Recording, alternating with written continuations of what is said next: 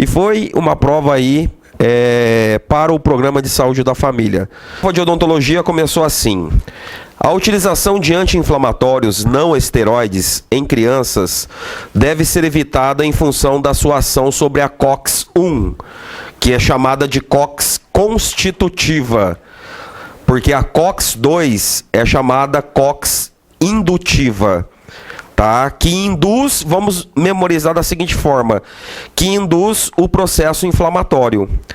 COX-2 indutiva e COX-1 constitutiva. Em termos mais clínicos, nós podemos memorizar da seguinte forma: a COX-1 é a COX fisiológica e a COX-2 é a COX patológica. O que isso significa? Significa a seguinte situação: diante de um processo inflamatório, o anti-inflamatório, para ele ser bom, ele deveria suprimir apenas a COX-2, que é a COX patológica, que é a COX indutiva. Porque é justamente essa COX-2, a hora que ele quebra o ácido araquidônico, é que ele acaba desencadeando o aparecimento de várias substâncias que vão mediar o processo inflamatório, como a prostaglandina, a tromboxana, a prostaciclina, o fator de necrose tumoral, as interleucinas, que são todas substâncias que, quando trabalham em conjunto, eles acabam sendo responsáveis aí pelo processo inflamatório em si. Então, essa questão em particular, ela trabalhou um anti-inflamatório não esteroidal que, de uma certa forma, ele tem uma seletividade um pouquinho maior para COX-2. E se ele tem uma seletividade um pouquinho mais para COX-2, ele acaba causando menos efeitos colaterais no paciente em si. Causando menos efeitos colaterais no paciente, ele acaba tendo uma ação anti-inflamatória melhor. Porque nós sabemos que o uso constante e crônico de anti-inflamatórios não esteroidais podem desencadear efeitos colaterais conhecidos, como o aumento do tempo do sangramento, porque diminui a agregação plaquetária. Nós temos aí a possibilidade do desencadeamento da úlcera ou agravamento de uma úlcera pré-existente, porque nós sabemos que os anti-inflamatórios não esteroidais, como eles não são seletivos para COX-2, eles acabam causando efeitos colaterais, como o aparecimento de úlcera gástrica, por exemplo. Então, nesse intuito, a indústria farmacêutica, ela vem melhorando os anti-inflamatórios não esteroidais no intuito de ter uma seletividade um pouquinho maior para COX-2, que é a COX patológica. Então, vamos voltar. A utilização de anti-inflamatórios não esteroidais, que são os ANES, em crianças deve ser evitada em função da sua ação sobre a COX fisiológica, que é a COX-1. Dos anti-inflamatórios listados a seguir, assinale o único aprovado para o uso em crianças de acordo com a FDA. Ou seja, aqui você teria que ter um conhecimento básico sobre os medicamentos, né? E saber aí que o ibuprofeno, que é a resposta correta, é o único medicamento que acaba sendo liberado pela FDA para utilização em crianças. Nome comercial, Alivium. Né? O Alivium basicamente é ibuprofeno. É um anti-inflamatório não esteroidal que tem uma liberação e uma indicação maior aí dentro da odontopediatria, segundo a literatura. Professor, temos a nimesulida aqui, mas a nimesulida, se você ler a bula da nimesulida, que também tem uma ação um pouquinho maior sobre a COX-2, que é a COX patológica, só que a nimesulida, segundo a bula, só pode ser utilizada em crianças acima de 12 anos de idade, por exemplo. Então não é recomendado utilizar nimesulida ou nimesulide para crianças menores de 12 anos. Aí, fora a nimesulida, nós temos aqui os diclofenacos. Tanto o diclofenaco sódico e o diclofenaco de potássio. Professor, qual é a diferença desses diclofenacos? Qual é o nome comercial do diclofenaco de sódio? Cataflam ou Voltaren? E qual que é o nome comercial do diclofenaco de potássio? Cataflam ou Voltaren? Um é o Cataflan e o outro é o Voltaren. Nome comercial eu estou falando. Professor, dentro da odontologia, tanto o sódico como o potássico tem uma boa empregabilidade dentro da odontologia? Tem. Só que existe um dos dois apresenta uma ação melhor diante dos procedimentos odontológicos executados na cavidade oral. Qual dos dois é melhor para a odontologia, para uso odontológico? Será que é o de sódio ou será que é o de potássio? Será que é o Cataflan ou será que é o Voltaren? O Voltaren, tá? O Voltaren, que é o diclofenaco sódico, ele tem uma melhor indicação dentro da odontologia. Já o diclofenaco de potássio, que é o popular Cataflan, ele tem uma ação anti-inflamatória boa, tem uma ação rápida, né? De uma forma geral, os anti-inflamatórios não esteroidais, eles têm uma ação rápida sobre o nosso organismo, tá? Nos, assim, 30 a 40 minutos, ele já começa a causar analgesia no paciente, já tem-se uma diminuição da sintomatologia dolorosa, então ele tem uma ação rápida, os anti-inflamatórios não esteroidais, num contexto geral. Só que, por um outro lado, nós temos um outro grupo de anti-inflamatórios que são os corticoides, que são os anti-inflamatórios esteroidais. Aí, dos anti-inflamatórios esteroidais, aí nós temos dois importantes, três na verdade, dentro da odontologia. Nós temos a betametasona, a dexametasona e a triancinolona. Só que a triancinolona, para nós, ela é utilizada sobre a forma tópica.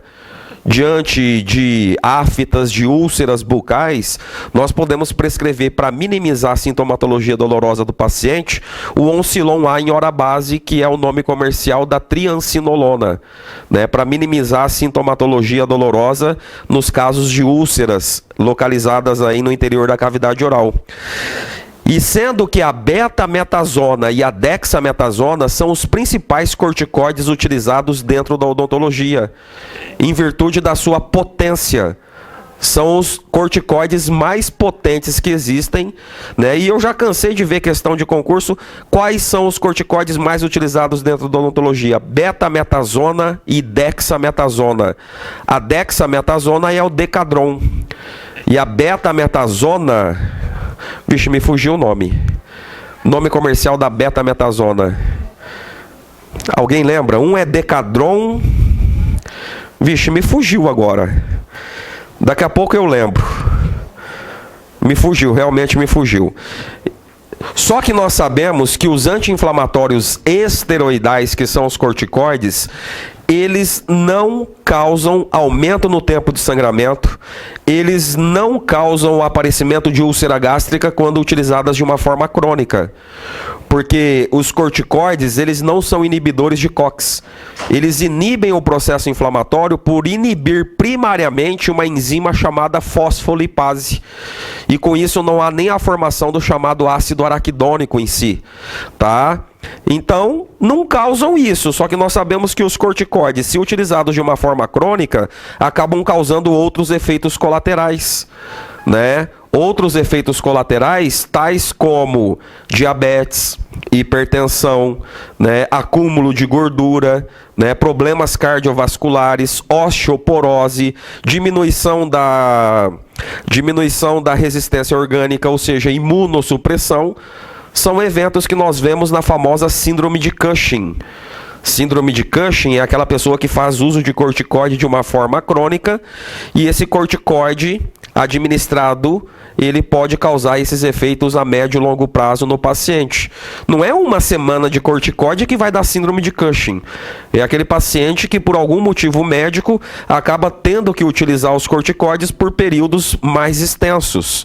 De uma forma crônica, pode desenvolver a chamada síndrome de Cushing, então.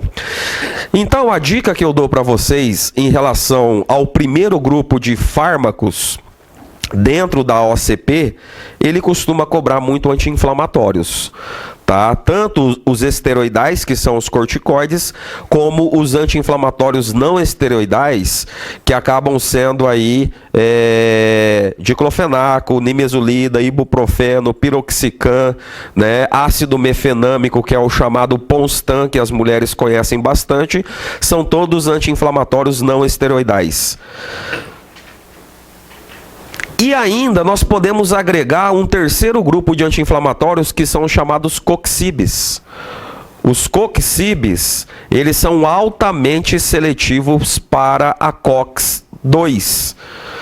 Tá? Eles não inibem COX-1, portanto eles não causam efeitos colaterais em decorrência da supressão da COX fisiológica, que é a COX-1. Ok? Então tá aí, e só para, de uma certa forma, complementar essas informações, o uso do ibuprofeno, tá? Ele desconfigurou, voltando. O uso do ibuprofeno em crianças é dado dessa forma, e é bom para a OCP muitas vezes saber a posologia do medicamento utilizado. Tá? Não precisa ficar desesperado, que eu vou passar essa aula para vocês da forma como ela está aqui. A posologia recomendada para crianças a partir de 6 meses, então pode ser utilizado em crianças, segundo a bula, em crianças a partir de 6 meses. Agora, a nimesulida, ele já é mais radical, a partir dos 12 anos e ponto final. Então, isso aqui pode utilizar em crianças de pouca idade. Pode variar de 1 a 2 gotas por quilograma de peso, isso no ibuprofeno na concentração de 50 mg por ml, em intervalos de 6 a 8 horas, ou seja, 3 vezes ao dia ou até 4 vezes ao dia, tá? Não excedendo o máximo de 40 gotas por dose. Então, o máximo são 40 gotas que você pode administrar ao paciente dentro da odontopediatria por dose. E nunca se esquecendo que o máximo é de 3 a no máximo 4 doses num período de 24 horas. Professor, e o uso do ibuprofeno durante a gestação e a amamentação? O que a bula desse medicamento eles nos traz? A administração de ibuprofeno não é recomendada durante a gestação e também durante a amamentação, tá? Eles acabam sendo classificados como categoria B até a categoria D para no terceiro trimestre para a gravidez, segundo a FDA. Ou seja, não utilizar na gestação e também não utilizar durante a amamentação, porque ele pode ser aí facilmente, né, absorvido durante a amamentação pela criança em si.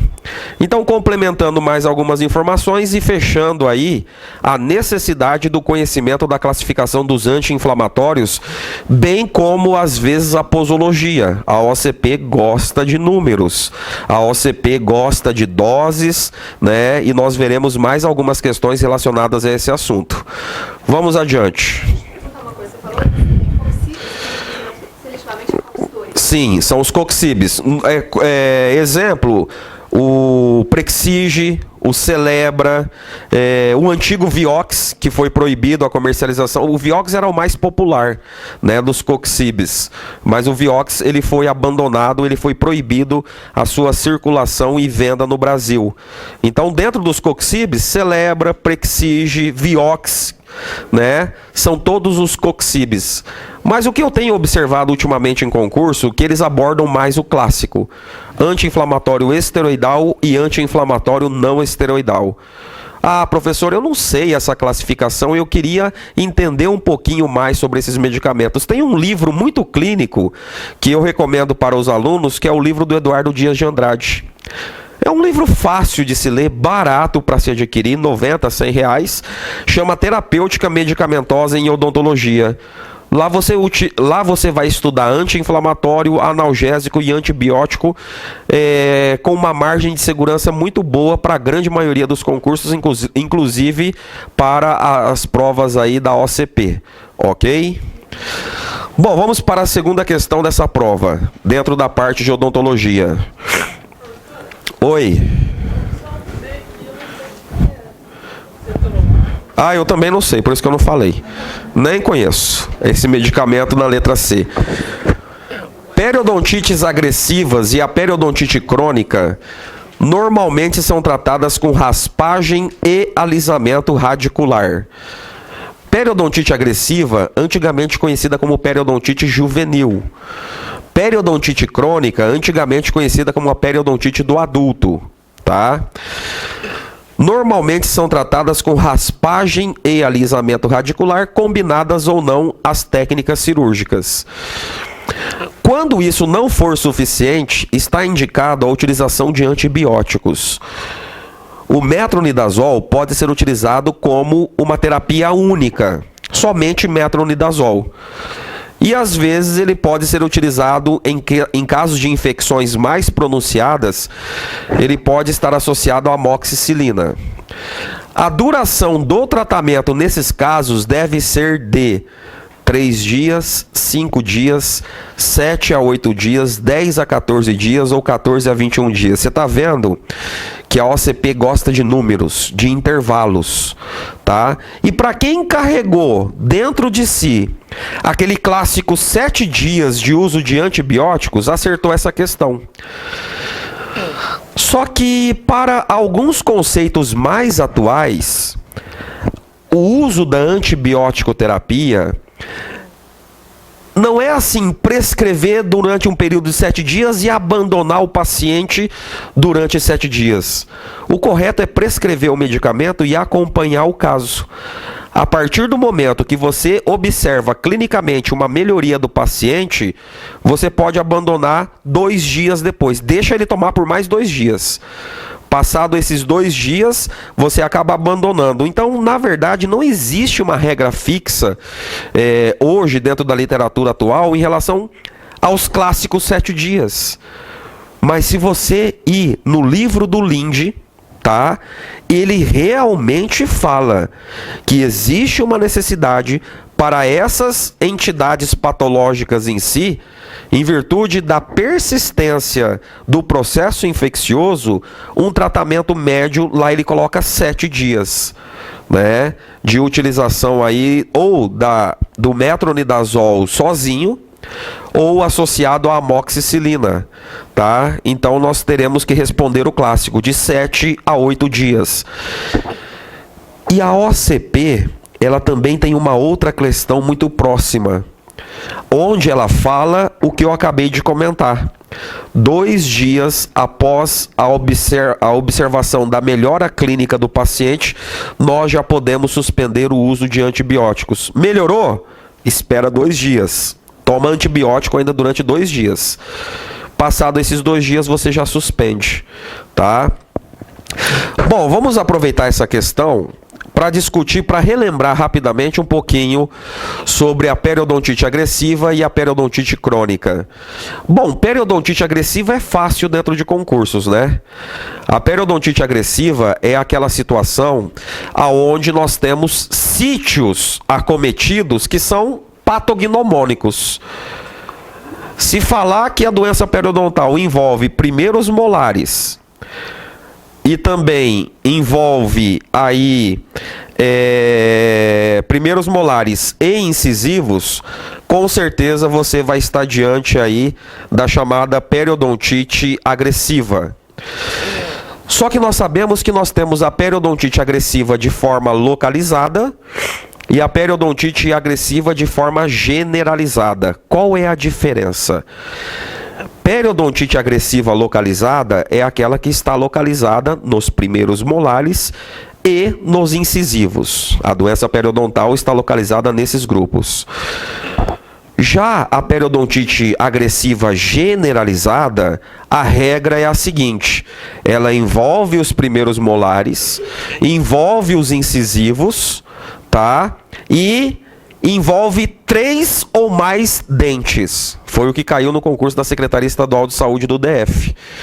Então, para ser generalizada, ela tem que pegar primeiros molares incisivos e mais 3 elementos dentários no mínimo para ser considerado como periodontite agressiva generalizada. Então, clinicamente falando, a periodontite agressiva, ela é fácil de se diagnosticar em concurso. Falou que está envolvendo primeiro molar e incisivos, para complementar as informações. Clinicamente o paciente é saudável.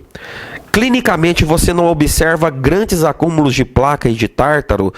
Clinicamente você não observa grandes alterações na coloração e textura da gengiva, estão normais ou sadios. E então o que justifica essa perda periodontal de forma rápida, de forma agressiva? É justamente a associação de dois fatores. Primeiro fator, a presença de bactérias periodontopatogênicas. Nós sabemos que quem causa a periodontite agressiva são os Actinobacillus actinomycete-comintas, que é o famoso AA, hoje conhecido como Agregatibacter actinomycete-comintans, tá? Coloca aí AA, você vai lembrar na hora da prova. Agregatibacter actinomycete-comintans. E também as porfiromonas gingivales. Então, por um lado, nós temos a presença da bactéria. Em associação a isso, nós temos a predisposição orgânica do paciente, tá? A predisposição orgânica onde o organismo reage de uma forma diferente diante dessas ameaças. E ao invés de ajudar no processo de reparo, acaba contribuindo no processo de destruição tecidual. Então a periodontite agressiva, para começo de conversa, é raro. E ela tem uma ligação familiar muito grande. Se você diagnosticar, chama o pai, a mãe, o irmão, que você vai achar mais pessoas daquela família com periodontite agressiva. E a periodontite agressiva, como eu trato? Eu trato através de alisamento, através de raspagem, quando necessário utilizar as técnicas cirúrgicas disponíveis, e também posso complementar tudo isso com o uso da antibiótico-terapia, ou metronidazol, ou associação de metronidazol mais amoxicilina. Ponto. Por um outro lado, nós temos a chamada periodontite crônica, antigamente conhecida como periodontite do adulto, porque ela é mais comum em pessoas já adultas e idosas. E nós sabemos que a periodontite crônica, ela é de desenvolvimento crônico, por isso daí o nome.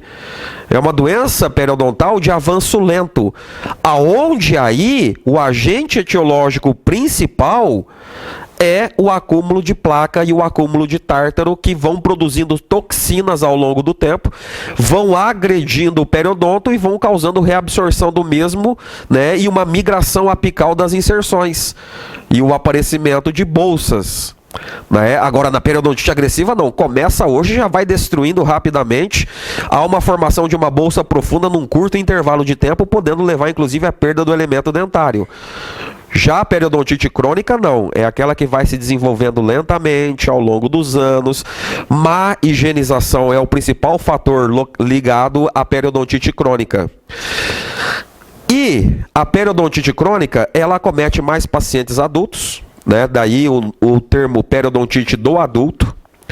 E tem como agentes etiológicos, né, bactérias que fazem parte do chamado complexo vermelho descrito por Sokransky.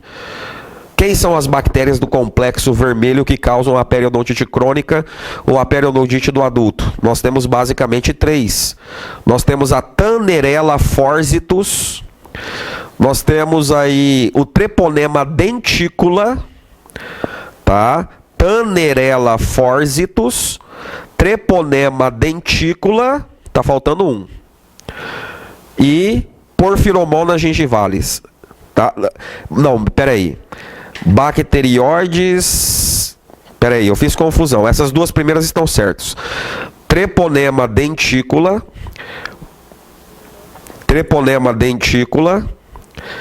Bacteroides ou Tannerella forsitus, dá na mesma. Bacteroides ou Tannerella forsitus. E sim, tá certo, Porphyromonas gingivalis, né? São os 3 aí micro-organismos relacionados diretamente, né, às doenças periodontais.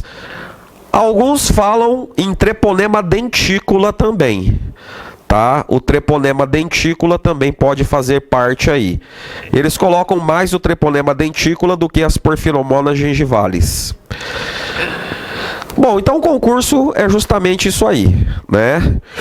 Ter um conhecimento básico sobre os tópicos que são aí considerados mais importantes.